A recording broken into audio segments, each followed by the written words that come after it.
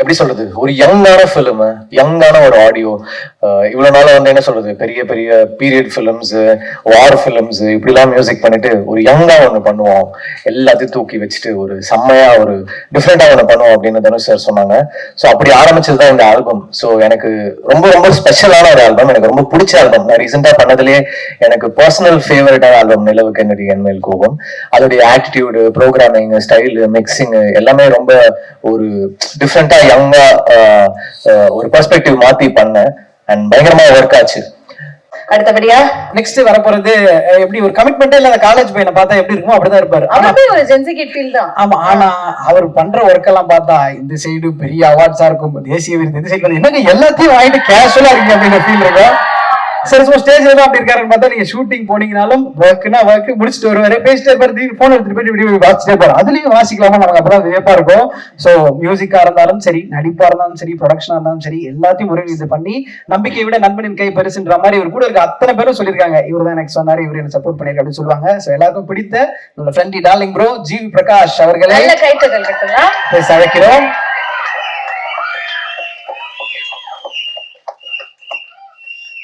அனைவருக்கும் வணக்கம்.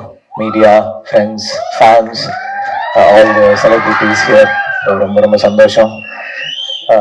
எங்க டைரக்டர் அங்க இருக்காரு, ஸ்டேஜ் ஏற மாட்டேன்னு ரொம்ப அடம் பிடிக்கிறாரு செல்வா சார்.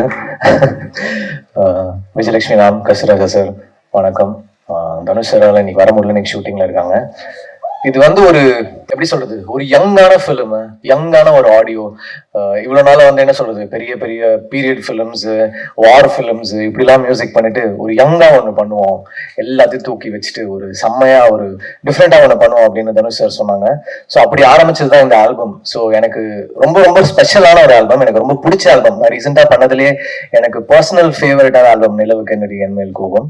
அதோடைய ஆட்டிடியூடு, ப்ரோக்ராமிங், ஸ்டைலு, மிக்சிங் எல்லாமே ரொம்ப ஒரு டிஃப்ரெண்டா யங்கா ஒரு பெர்ஸ்பெக்டிவ் மாத்தி பண்ணேன் அண்ட் பயங்கரமா ஒர்க் ஆச்சு. எப்பவுமே ஃபர்ஸ்ட் டைம் வந்து ரொம்ப ரொம்ப ஸ்பெஷல். அதாவது முக்கியமா சில காம்பினேஷன்ஸ் இருக்கும், எனக்கும் தனுஷ் இருக்கும். முதல்ல நானும் அவரும் சேர்ந்த படம் வந்து பொல்லாதவன்.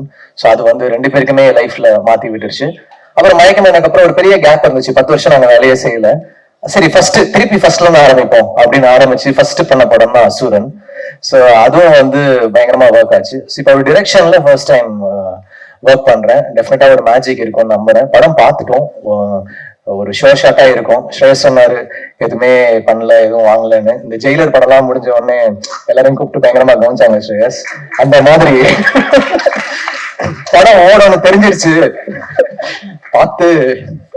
இது வேற, அது ஸ்ரேயஸ் கிட்ட இருந்து கால் வந்தா ரொம்ப ஸ்பெஷல் நாங்க. ஆனா ஸ்ரேயஸ்க்கு கால் அடிச்சா எடுக்க மாட்டாரு, அது வேற இருக்குது. கால் எடுத்துருங்க ஸ்ரேயஸ் படம் ரிலீஸ்க்கு அப்புறம்.